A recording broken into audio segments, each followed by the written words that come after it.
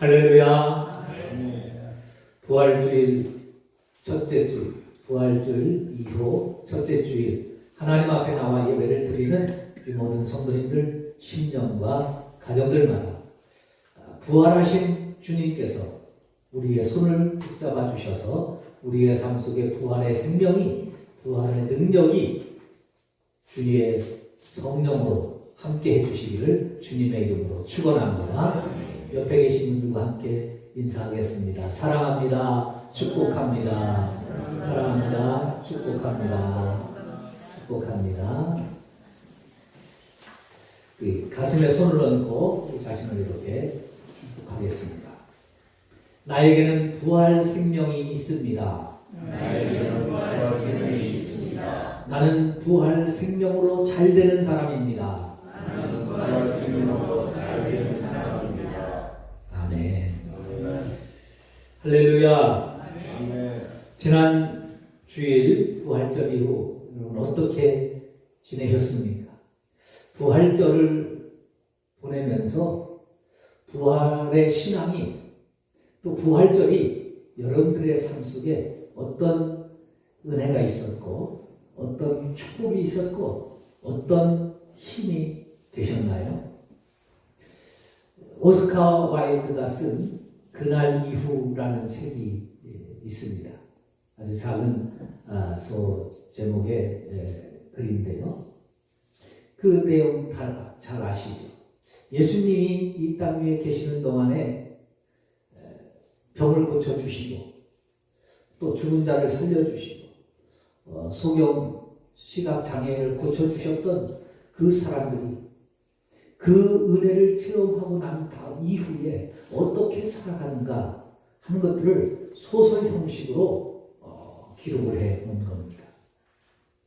그 글을 보면 결론으로 한마디 하면 이겁니다. 아무리 복을 줘도 소용없다. 아무리 복을 줘도 소용없다. 여러분, 우리가 몸이 아플 때는 하나님 이것 좀 고쳐주세요, 치유해주세요, 그냥 기도하고 그래서 고쳐주시면 뭐 열심히 할 것 같지만 그날 이후의 내용은 뭐지 아세요?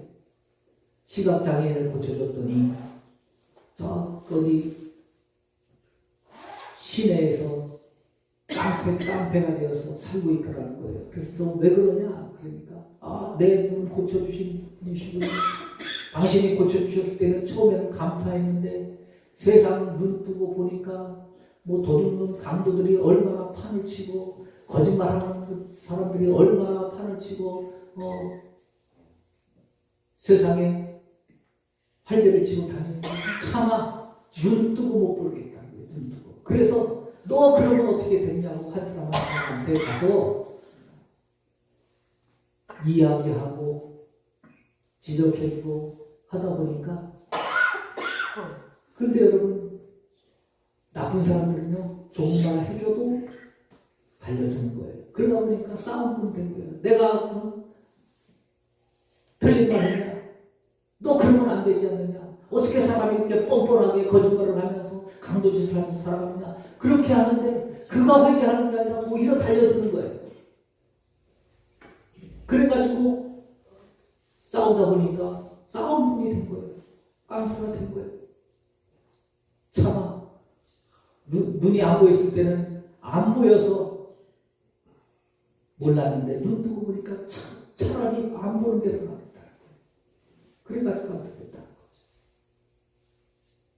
안진뱅이였다가 고침받은 사람한테 갔더니 완전히 알코올 중독자가 돼 있더라는 거예요. 그래서 왜 그러냐 그랬더니 안진뱅이 때는 그래도 구걸하면서 살았는데 회사 가보니까 사장이 마음에 안 들어서 때려치고 또 사원들이 마음에 안 들어서 때려치고 벌이가 시원찮아서 때려치고 그래서 다 때려치면서 갈 데가 없는 거예요. 사실은 멀쩡한데 벌어먹고 살 수가 없으니까 술로 살다가 알코올 중독자가 된 거예요. 뭐 이런 내용들이 이런데 핑계 없는 무덤 없다 그러죠. 여러분, 나는 아무리 다른 말로 말해주고 잘해주고 그게 아니라고 고쳐주고 제가 수요일 때는 가끔 말하거든요. 하지 마세요. 그거 전혀 그 사람한테 상대방한테 도움 안 됩니다. 내 성질만 나빠져요. 내 성질만 나빠져요. 바른 말 하는 건 좋은 거 아닙니다. 좋은 거 아니에요. 그냥 나만 바르게 살자. 그렇게 하고 나를 고쳐나가야지 상대방 고쳐주려고 해봐야 내 성질은 안 좋아지는 거예요. 그날 이유가 그거예요. 예수 병 고쳐주면 뭐합니까? 술주정뱅이 되고 깡패 되고. 자, 그렇다면 부활주의 지난 이후에 여러분들 어떤 신앙으로 살아가는 거예요? 혹 오스카 와일드가 쓴 그날 이후처럼 부활 이후 그 이후에 내 생활에는 아무런 변화도 없었다. 혹시 이렇지는 않으셨나요? 부활절 이후 부활절 감사 예배 드리고 감사원 그만 이후에 내 삶은 전혀 변화가 없었더라. 그렇다면 부활절을 과연 우리가 지켜야 될까? 그 부활이 나에게 어떤 의미가 있을까? 오늘 이제 말씀을 통해서 그 말씀을 함께 나누고자 합니다. 오늘 우리가 읽은 말씀에 보면 베드로가 부활의 현장에 가서 빈 무덤을 확인합니다. 예수님이 계시지 않았어요. 예수님이 누우셨던 그 무덤은 비어있었고 예수님의 몸을 감쌌던 세마포는 잘 개어져 있었어요. 농담 한마디 할게요. 예수님 그 부활하신 그 와중에도 세마포를 그렇게 잘 개놓으셨다는 거예요. 잘 개놓으셨다. 제가 신학교 다닐 때 워낙 정리를 안 하고 책상을 막 펼쳐보니까 어떤 전사님이 그 얘기를 하더라고요. 한 전사, 그때는 이제 전도사님, 한 전도사, 예수님이 부활한 이후에 세마포 왜 개놨는지 알아? 한 전도사 정리 좀 하라고 부활하시면서도 그거 정리해놓고 가셨어. 웃으라고 그러는데 안 웃으시네.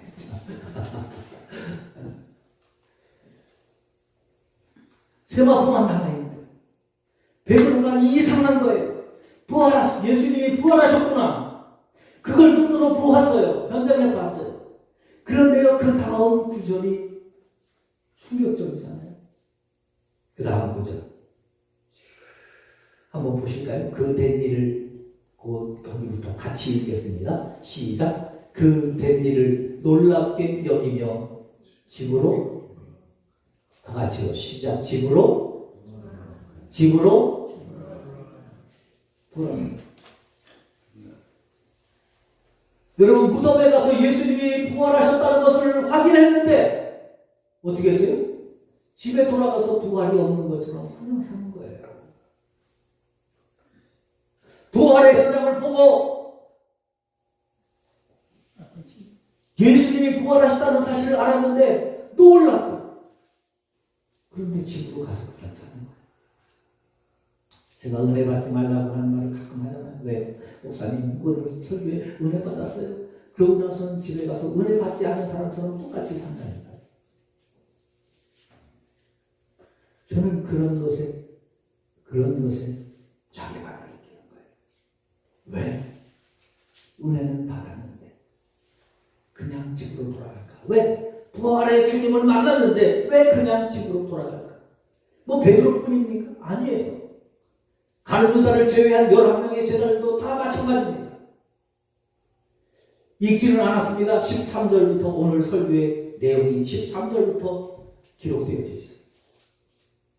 베드로뿐만 아니라 나머지 2명의 제자들도 예루살렘에서 엠마오로 내려갑니다. 왜냐하면 엠마오가 그들의 고향이거든요.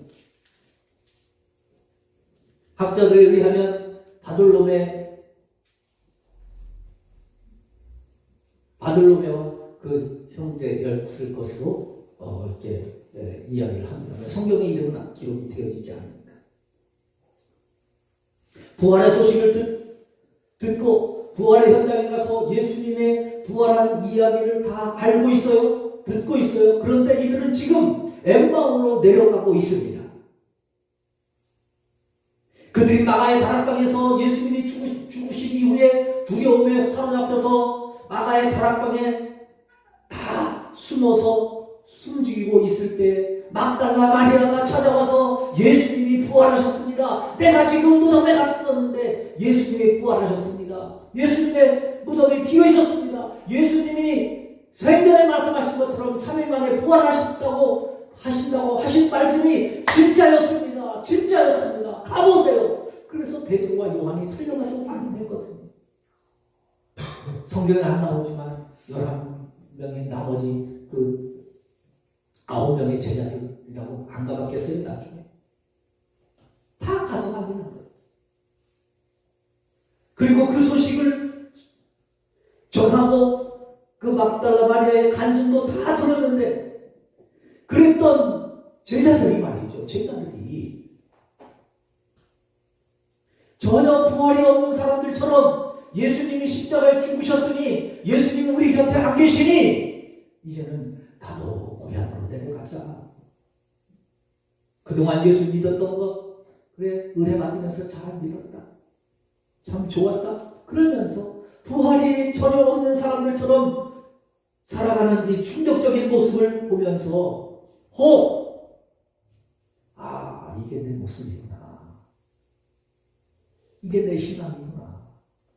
그래서 예수를 믿어도 기쁨도 없고 감사도 없고 그저 부활은 성경 속의 이야기로만, 예수님의 이야기로만 설교 시간에 부활절 지나면서 감사도 하고 예수님이 부활하셨대 무슨 소설 이야기 듣는 것처럼 한 번 듣고 그렇구나 나도 나중에 천국 가면 부활하겠지 그냥 막연하게 생각하고 여전히 우리는 우리의 삶 속에 빠져 있지는 않는지요.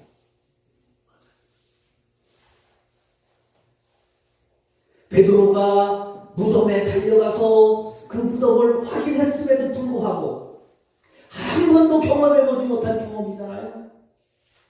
그 부활의 현장을 얼마나 소름 끼치는 현장입니까? 얼마나 놀라운 현장입니까? 그 전에 예수님의 말씀을 들을 때는 그냥 핫귀로 듣고 흘려버렸던 내용인데 3일 만에 내가 다시 살아나리라는 그 말씀이 생각이 나서 베드로의 가슴을 치지 않았겠어요?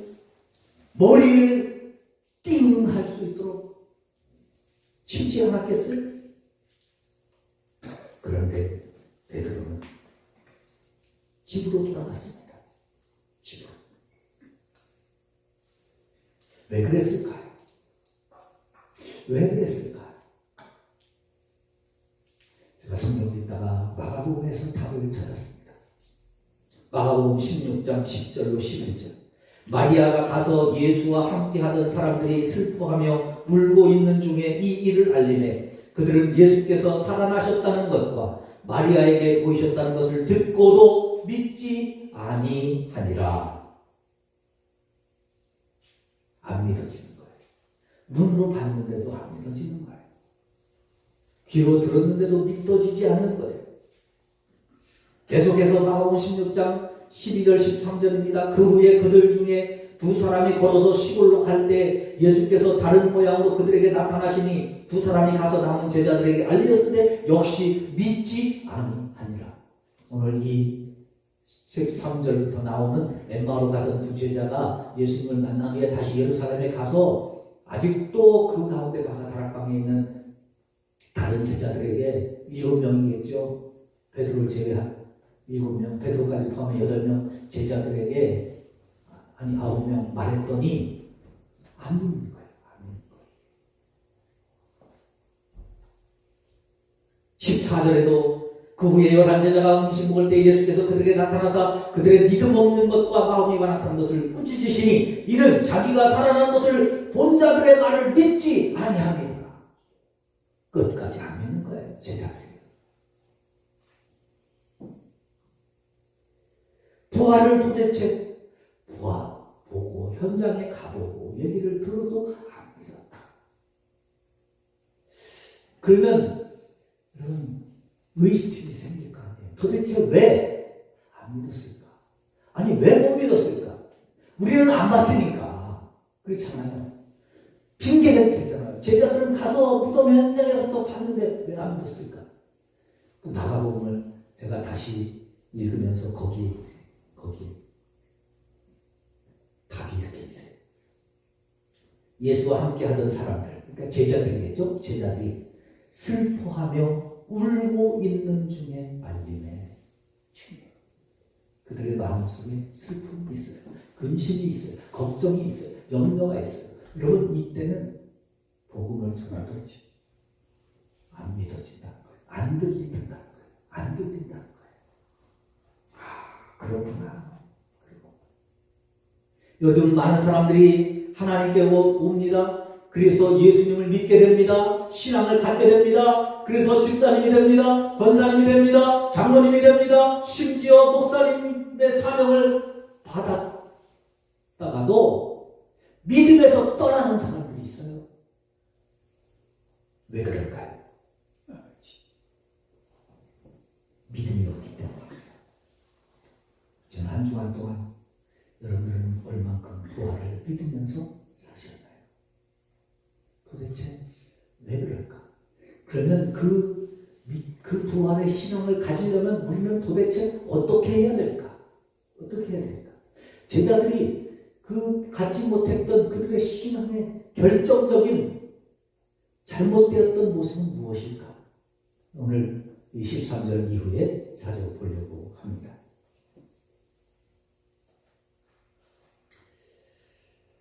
먼저 부활을 믿고 신앙을 찾으려면 영안이 열려야 됩니다. 믿음의 눈이 열려야 됩니다.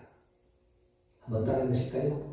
주님, 믿음의 눈을 열어 주옵소서. 믿음의 눈을 열어 주옵소서. 본문 30절, 31절 같이 읽겠습니다. 누가복음 24장 30절, 31절입니다. 시작. 그들과 함께 음식 잡수실 때에 떡을 가지사 축사하시고 떼어 그들에게 주시니 그들의 눈이 밝아져 그인 줄 알아보더니 예수는 그들에게 보이지 아니하시는지라. 아멘. 할렐루야.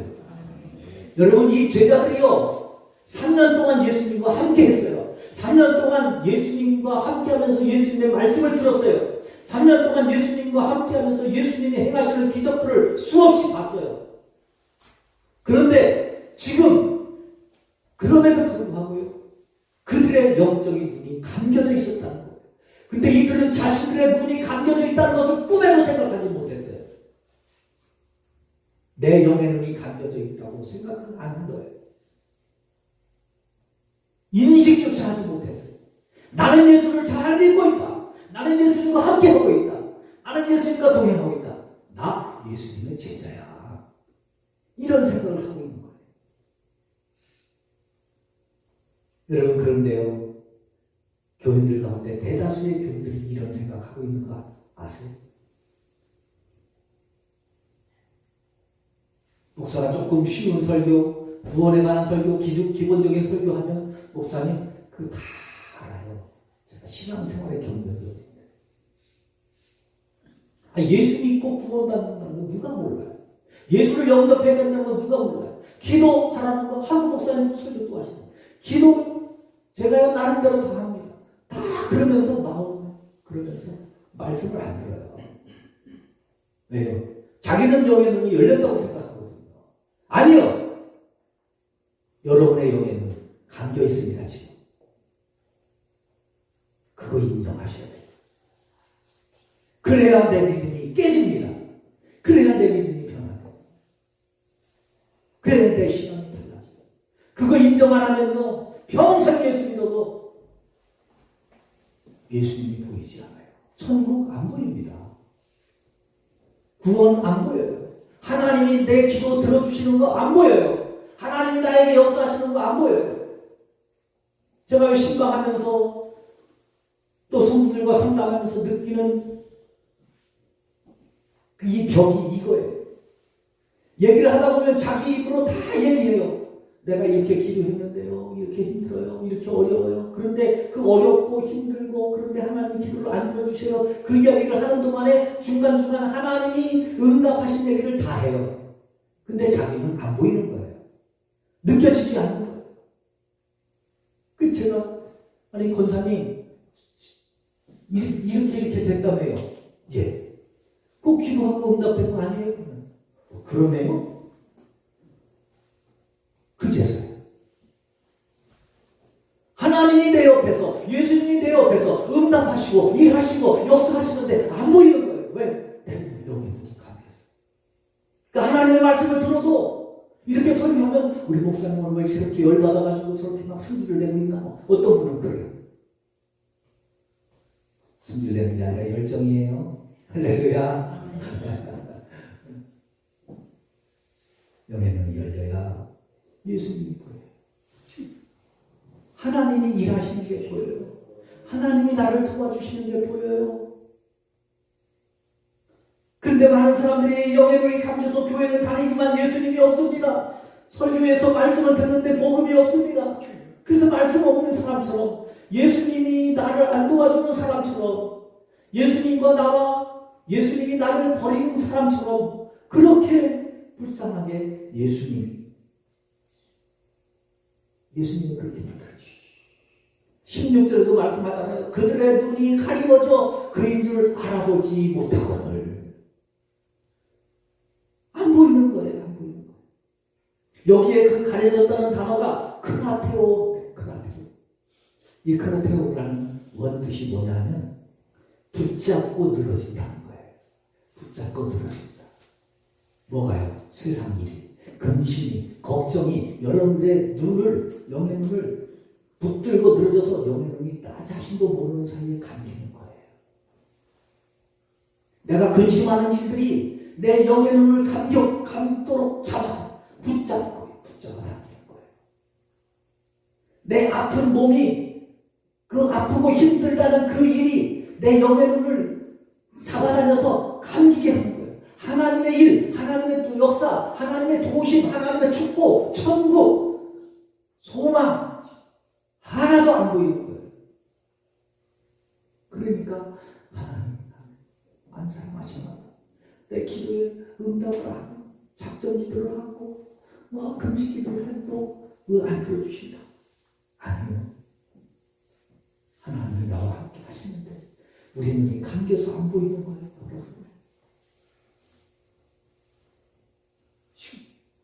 부활의 눈이 열리실 수 있기를 바랍니다. 다니엘 3장에 보면 바벨론의 느부갓네살 군이 다니엘의 세 친구들을 자기의 신상에 절하지 않는다고 풍물 속에 집어넣었습니다. 느부갓네살이 뭐 하나님을 알겠어요? 믿지도 않죠. 그런데 그 다니엘의 세 친구 하나냐, 미사엘, 아사랴, 대부분 사드락, 메삭, 아벤느고 그렇게 말하죠. 저도 그렇게 사드락, 메삭, 아벤느고라고 그렇게 계속 설교하면서 살았어요. 그러니까 어느 날 성경을 읽는데 사드락, 메삭, 아벤느고는 바벨론식 이름이거든요. 그들의 유대인인데 유대인의 이름은 아사엘, 하나냐, 미사엘, 아사랴, 미사엘, 하나냐거든요. 그 유대인. 그런데 우리는 자꾸 바벨론식 이름을 갖다 붙여요. 네. 그들은 자신들의 유대인의 정체성을 지키려고 얼마나 애를 썼는데. 제가 여러분 여기서 설교하면서 여러분들이 일제시대 때 썼던 일본식 이름을 갖다 대면서 설교하면 여러분들 기분 좋으시겠어요? 믿음의 자존심이 얼마나. 그래서 제가 그 다음부터는 하나냐, 미사엘, 아사랴라고 꼭 유대인식 이름을 붙입니다. 그렇게 불러줍니다. 그 세 친구가 풀무불 속에 빠졌어요.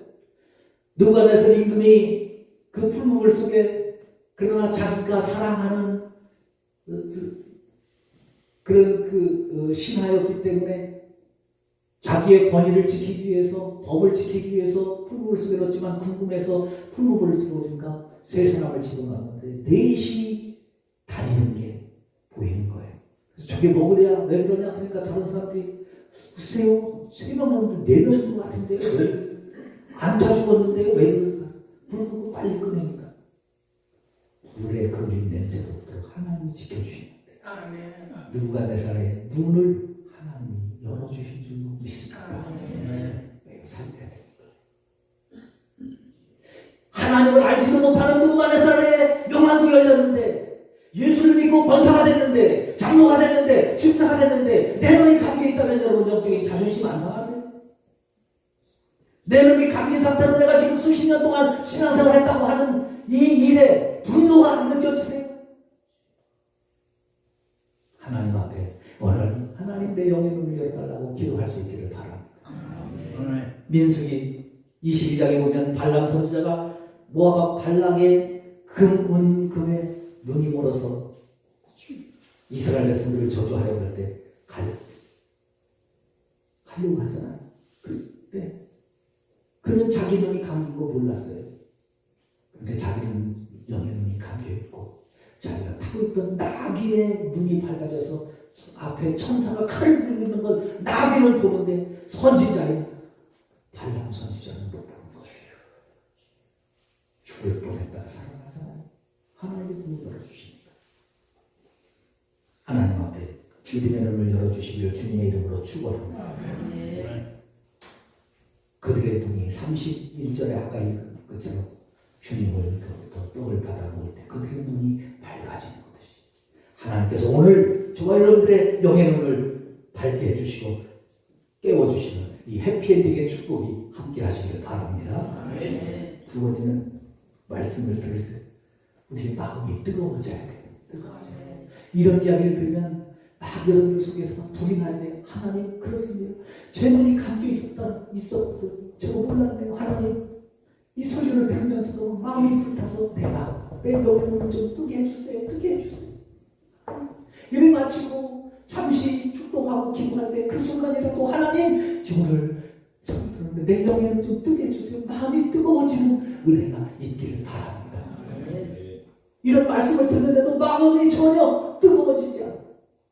제자들이 엠마오로 가던 제자들이 예수님과 함께 가는데 예수님 말씀을 풀어주시는데 몰랐어요.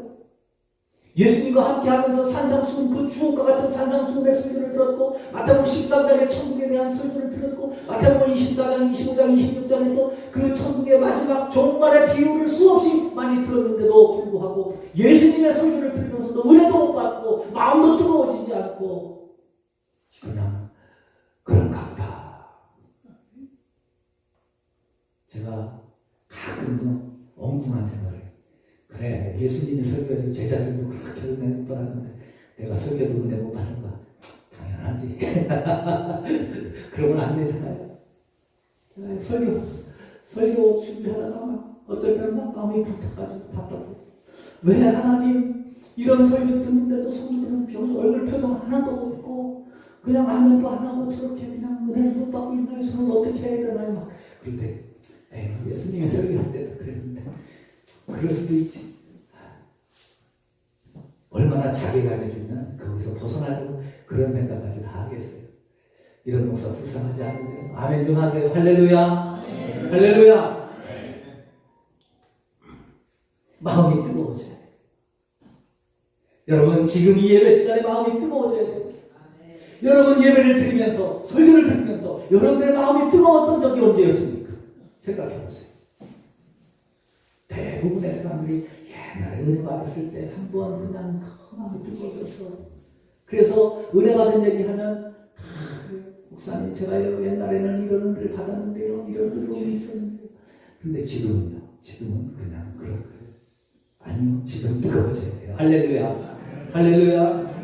지금 기도하면서 우리의 마음이 뜨거워져야 되고 찬송하면서 뜨거워져야 되고 예배를 드리면서 말씀을 들으면서 우리의 마음이 뜨거워질 수 있기를 주님의 이름으로 축원합니다.